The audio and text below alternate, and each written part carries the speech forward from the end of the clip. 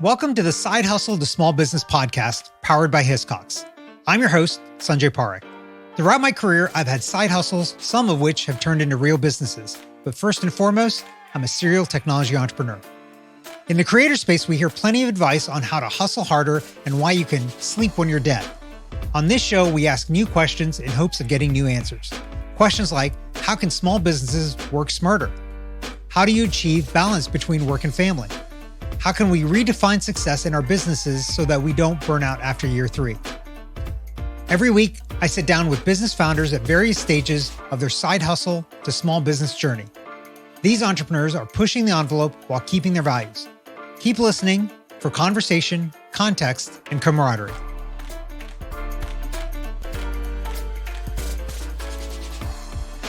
Today's guest is Nadia Liu Spellman, the founder of the Boston-based dumpling restaurant chain, Dumpling Daughter. Inspired by her mom's home cooking, Nadia founded the original restaurant in Boston in 2014 and now has 3 locations in the greater Boston area. Nadia, welcome to the show. Thank you for having me. So I'm excited to have you on, mainly because I've actually been to your restaurant before, a very long time ago now, since I'm not in Boston. But before we get into that and talk about the restaurant, give us a little bit about your background and what got you to where you are now. I grew up in a restaurant family. My parents owned the most famous Chinese restaurant and the most upscale Chinese restaurant in the 80s, arguably in the country. And so I grew up in this space that I felt was very glamorous. Julia Child was a regular, Yo-Yo Ma, the governor at the time, Martin Yan, famous celebrity chef. And it was such a pleasure and joy to be able to enjoy this incredible hospitality and food. My mom is also an excellent home cook. She never cooked in a commercial kitchen. She was more of a tastemaker for the restaurants. And so she would cook at home and she would instruct and give feedback to the chefs. And I was spoiled by this good food. And it really ingrained in me the pleasures of dining and hospitality, the idea of family eating together.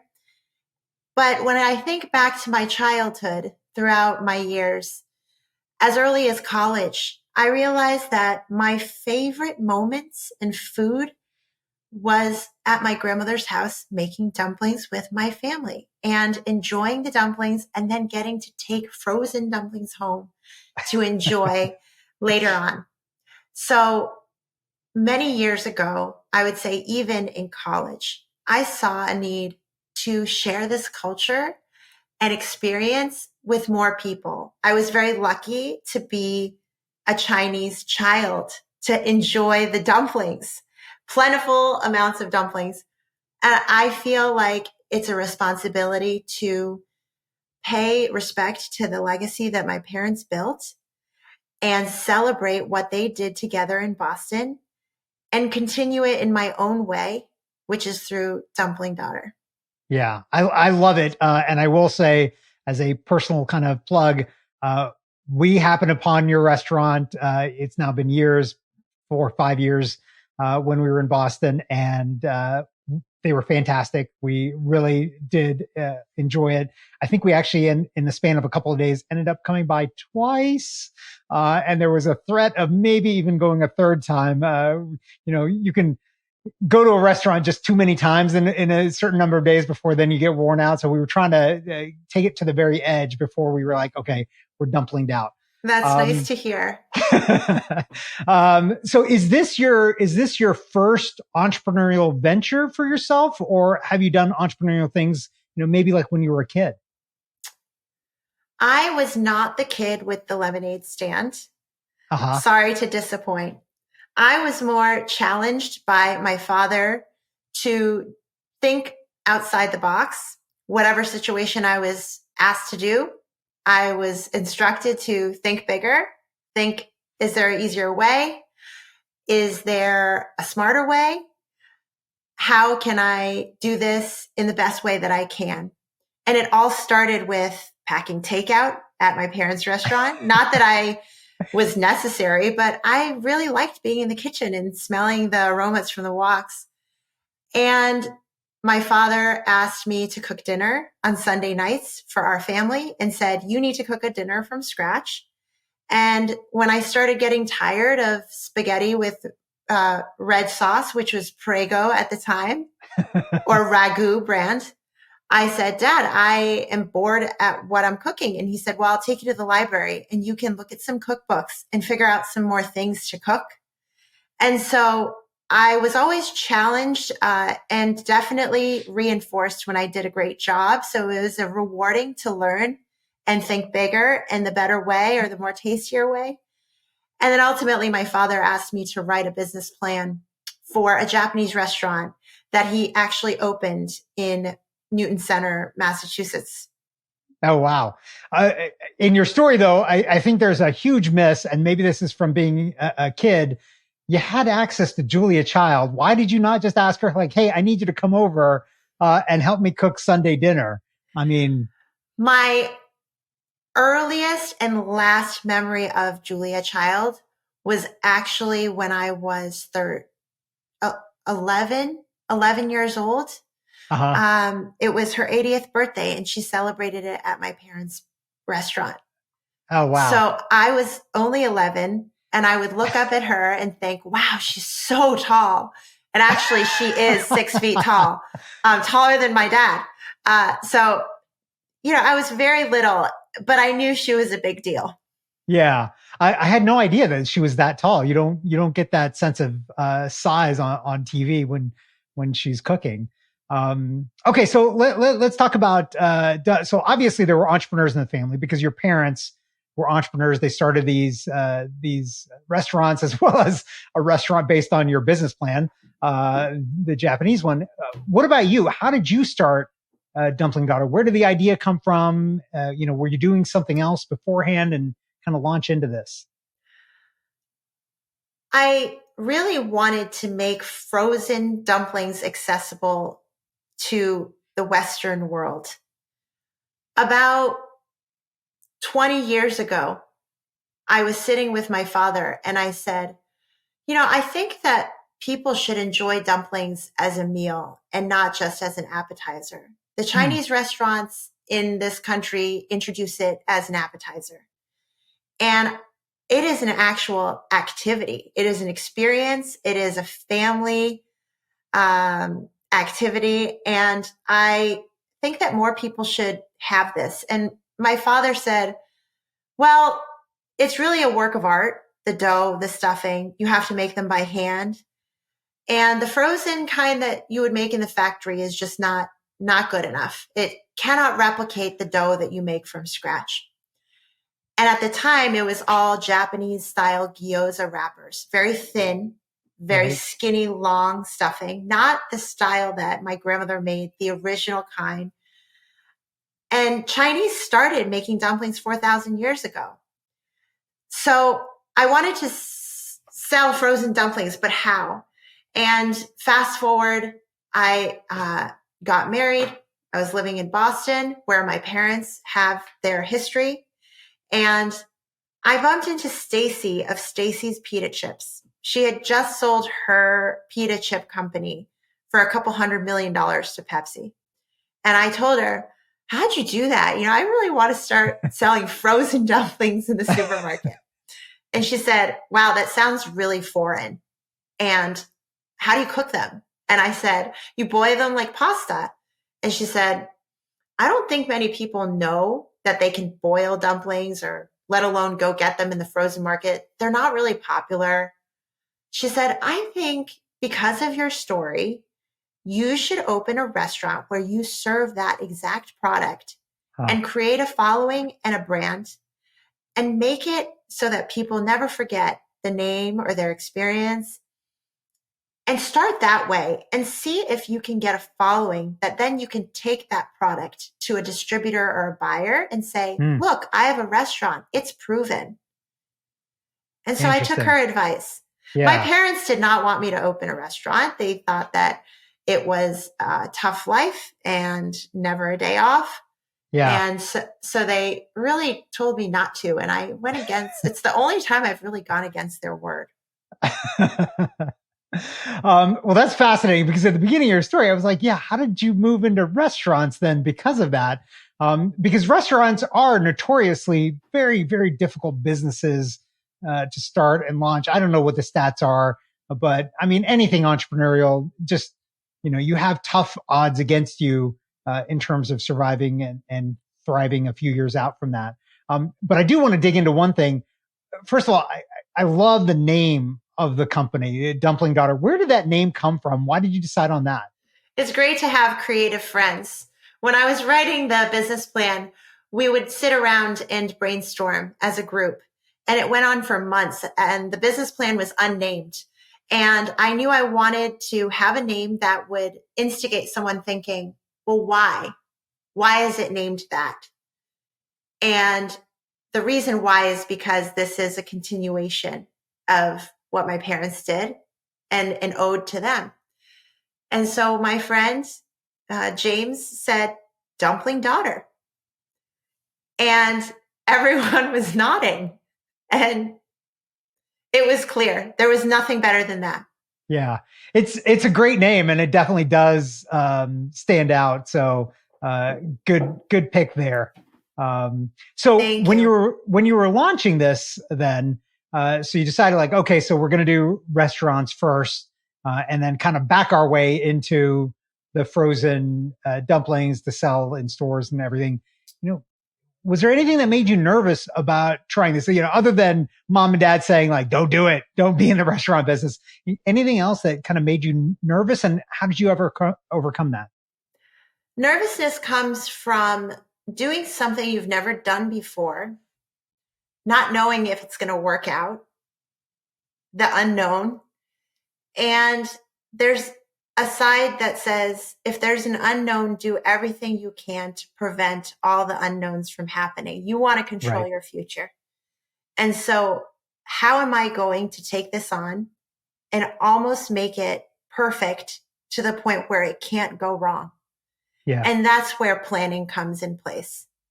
I think that my uncle taught me that poor planning is probably the worst thing that you can do. But there's a saying that can't come to mind right now, and I should have written it down, and I will think of it. But I think that planning is super important when you have a very focused vision and a goal. You see white space in the market, you see a need, and how are you going to fill that with as little error as possible? And that comes back to planning. Yeah.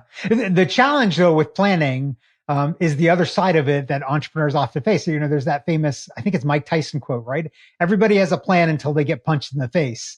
And so, how do you deal with all of that chaos and all of those things that happen as an entrepreneur? So how did you, you're embarking on something that, okay, from your family side, you've experienced the restaurant and all of those things, but there's definitely a lot of things that you'd probably never had to deal with before. So how did you manage getting through all of those problems, especially in the early days?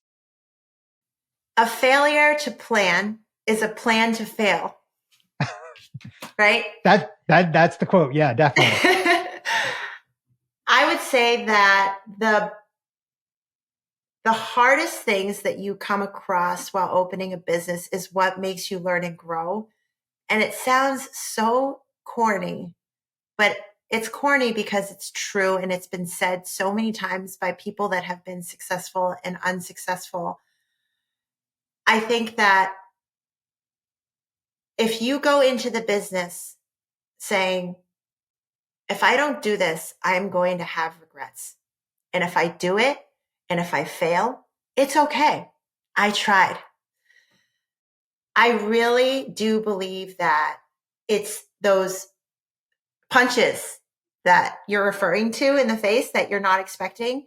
How do you get out of it in the most graceful way? And how are you going to learn from it and prevent it from happening again? Yeah. Yeah. When you were kind of contemplating this and looking to start your first location, I'm assuming, I mean, when you started, it was just one location, right? You didn't try to open three, do something crazy like that, open three at the same time. So it was one location. How did you fund it? How did you figure out where to do it? Like, how did you kind of think through this process for yourself? I had the freedom to be creative. My father, not my father, my husband. So I had the freedom to be creative. My husband always told me that I will take care of you. You don't have to work. And it made me want to work more. But also, it was the example that my mother set as a very self sufficient, capable woman. And it was the lesson from my father of a woman must be successful and self sufficient no matter who she marries, which goes back to my husband saying, you don't have to work. So I have a lot of good advice and a lot of supportive people behind me. And that allowed me to really have the space and freedom to create. It took 3 years to write the business plan and find Wow. the first location. It was so hard to find the perfect location with the right landlord that I almost didn't try Huh. because, as a woman, it was really important for me to have children. And I was hitting 33 years old. And I thought, I want to have children and I want to start. And so I was panicked and I almost Yeah. stopped so I could start a family. And I knew that if I had had children before the business, I would give some of myself to the business, but all of that I could to my children. So it's Right. very important for me to give birth to Dumpling Daughter before anything else. Yeah. Yeah. Interesting. And definitely a challenge, like for any of us that are parents, you know, fathers, mothers, it's a challenge kind of trying to balance all of these things. So let's dig into that. How do you think about, you've got three restaurants now, not just one. You've got the frozen side of it. There's a lot of stuff and you've got kids too. So how do you balance your time and make sure that, nobody's getting shortchanged in this? I'm really glad that I started my business before my children because I dedicated 120% of myself, and my husband helped me a great deal when we started. And when I had children, they had to fit into my life, right? There's no choice. There's no going back. You now have your business and you now have your kids, and they have to fit into my life. But I also make so much room for them. When I look at my schedule, I make sure I get a certain amount of time with them every day, every week. And that's just the way it is. So Yeah. I schedule them first, and then all the other meetings and events and appearances come after. And Yeah. that's what grounds me and keeps me as a mom, as a wife, as a sister or a daughter, and as a leader for my staff, right? I have to be happy with my personal life first, which is my children, my husband, and then I can do the rest and it's easy. But one thing that is really important is wellness, health, wellness, being a healthy person, being a mindful person, having that practice of gym, eating well. I do a lot of meditation. These things all came about as life got busier. I did not meditate 10 years ago when I started my first restaurant. But as you grow and as your life gets busier, you realize you need more things to keep you balanced. And so I've found that in my journey. So I love that you've kind of moved in this because I wanted to ask you about this too. So you meditate, you work out, it sounds like. That's how you manage stress. Is there anything else that you do? Because running three restaurants, running this, and then having kids, it's all stressful. How do you manage the stress for yourself beyond those things? Or is it those things are enough, meditation and working out? As And I would preface this by the things that I'm saying right now, I did not do 9 years ago.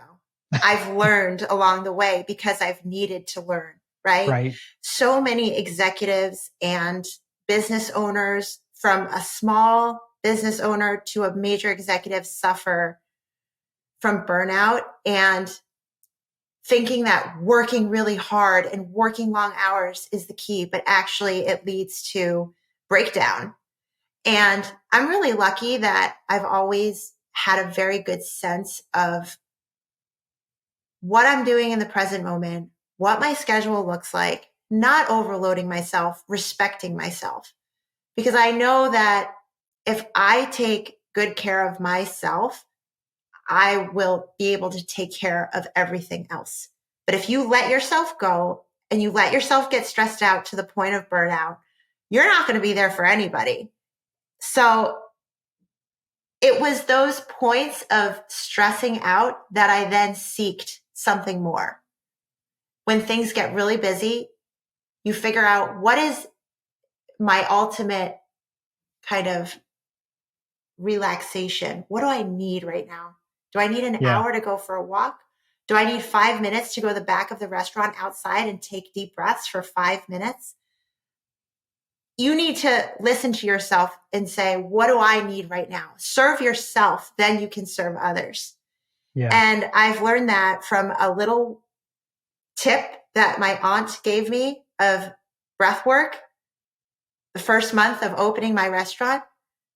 Luckily, she is a very well-known spiritual and Buddhist author, but I was lucky to have her come in and tell me, go outside and take 5 minutes and take deep breaths for 5 minutes a day.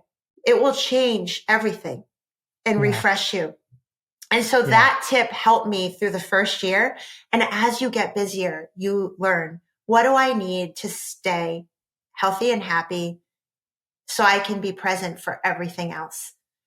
And now it's getting more severe, right? Meditation, yoga, working out at the gym, having a trainer that keeps me accountable, and even walking meditation, reading about the art of living, things like this really keep you mindful and present in the moment and better in everything you do. Yeah. So, you've got an interesting business that's, to me, it feels like a challenge for keeping these things separate, because you work in food, and it's like you can't go a day without thinking about food, even if you're not in the business, if you're on vacation. How do you separate those things for yourself, right? Like I can imagine being at home cooking a meal, and then you start thinking like, oh, maybe we should make this at the restaurant or that at the restaurant, right? That probably happened to your parents. How do you keep those things separate?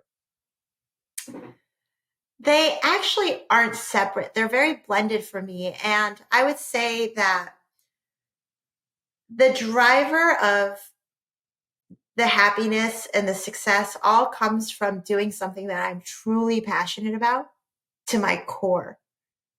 I don't think that I could do much else, truly. I knew I wasn't going to be a doctor. I knew I wasn't going to be a lawyer. I went to an undergraduate business program because I thought, I don't have to go to school for too long. I don't have to get an MBA. I'll just go to undergraduate program. I mean, I really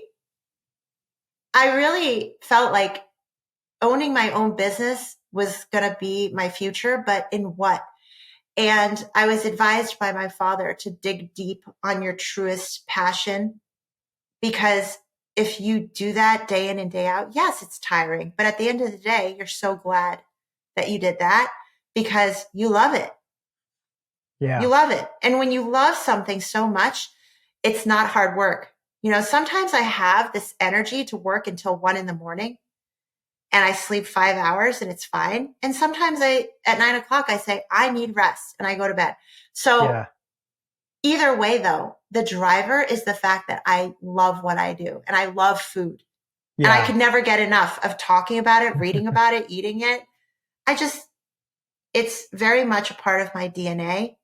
And because it comes so naturally and it's my calling, it's easy. No matter how stressful, it's still easy. So the key is to find balance. Yeah. When I am doing something, doing a startup, doing a company that I'm super into, I can tell when everything is jiving for me, because it is the last thing I think about at night before I go to sleep and the first thing I think about in the morning. Is that the same way for you? Yes. I live and breathe what I do and obviously my kids, but I live and breathe what I do. But I set boundaries. So when I get my Mhm. kids ready in the morning, I actually don't look at my phone. It's on silent until they go to school. Nice. And I look at it and then I work out and I don't look at it during my workout. So I Yeah. have about 40 minutes of no device. And then the rest of the day, I am hooked. I am Right. working. So I'm assuming that's something that you realized along the way. It wasn't something maybe that you did at the beginning, right? Was this something that you learned that you needed Yes, to do it I this way? wish that somebody had given me all of this advice at the beginning. I think I would have actually grown much faster and Yeah. made less mistakes if I knew about all the things that I do today. But that's the Right. natural process. Nobody is going to give you all the answers. Right. Um, and everybody's answers are different. But I think there is a really nice blueprint of how to live life and have balance, most importantly. And so, Yeah. yeah, do what you love and really dive in Yeah. and work hard when you feel like I have the energy. But when you're tired, just stop, right? Give yourself a moment. I think the challenge of having those answers from somebody else is that everybody always believes like, well, that works for you. It doesn't work for me. And I need to do it differently. And then eventually people find their way and come around. Okay, let's take a little bit of a retrospective. You've been doing this now for a good while. If you could go back in time and do something differently, what would that be and why? I have had so many advisors and people along the way in my life that have helped me. Small, big, you name it. I wish that I had taken the time to write it down, to Huh. write down the people, the date, how they helped me, why it was important that they helped me at that moment. Almost like a journal Right. of how this came to be. I wish that I had done that because now when you're raising money and you're raising money for your series B or C, or you're talking to people, you're pitching to investors, you're noting who you're writing to and who to catch up with. I wish that I had done that with actually the people that invested their time in me. Um, down to a teacher in elementary school days. I think I could take the time to do it one day, but I wish that I had done some journal entries early on because it's really nice to have that and to Yeah. look back and maybe to reach out to people Right. and thank them. I think it's a very nice full circle of life to go back and thank people that helped you. For me, I'm so grateful because my mom, my dad, these were my first advisors. My mom held my hand through the first opening. I could not have done it without her. But when you think back of all the people that helped, it would be really nice to just send a quick thank you or send Yeah. some frozen dumplings to them. Here's what your help ended up creating many, many years later. That is great advice. I've thought about the same thing too. And it's hard when you're an entrepreneur and you're in the thick of it and there's just so much going on to be able to be like, wait a minute, let me write down, a couple of notes about this because you're just go, go, go. And that reflection is a great kind of thought right there. Okay, last question for you, Nadia. What would you tell someone who's thinking of taking the leap and launching something like what you did, a side hustle or a full-time business? What advice would you give to them? There's so much that you can do to minimize risk. I think that the first thing is because at the end of the day, starting your own business is the number one most risky thing you can do, or leaving your job. A side hustle is one thing, but leaving your job to pursue that side hustle is risky and scary. I would say before going into anything, you have to feel very confident that you are filling a need. That I would say out of 100% of your feelings, you should feel 80% confident. This is going to do great. And it truly is because I've talked to people, I've done my research, And I feel like this is going to do great. 20% fear. Once you're 50-50, oh gosh, maybe you should rethink it. You got to feel really, really good about it, that you're going to really fill a need. And obviously it goes without saying that it has to be something that you're naturally passionate about. Not just because, you see a need. I don't really care for that product, but I see a need. I'm going to make it. People can see through that. And I think what sells, whether it be to the customer, to an investor, to an advisor, anyone that you're networking with, when you're authentic and you're telling a real story and it comes from an organic place, people can tell. And that's what sells. Yeah. Nadia, this has been fantastic. How can our listeners find and connect with you online? They can follow us at Dumpling Daughter on Instagram, at Dumpling Daughter, our website, which you can also buy our products and my cookbook, www.dumplingdaughter.com.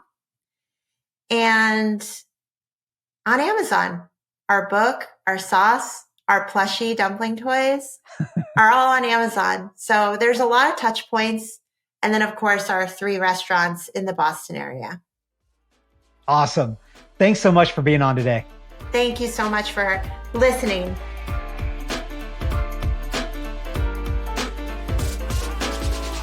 Thanks for listening to this week's episode of the Side Hustle to Small Business podcast powered by Hiscox. To learn more about how Hiscox can help protect your small business through intelligent insurance solutions, visit hiscox.com. That's HISCOX.com. And if you have a story you want to hear on this podcast, please visit hiscox.com/share your story. I'm your host, Sanjay Parikh. You can find out more about me at my website, sanjayparikh.com.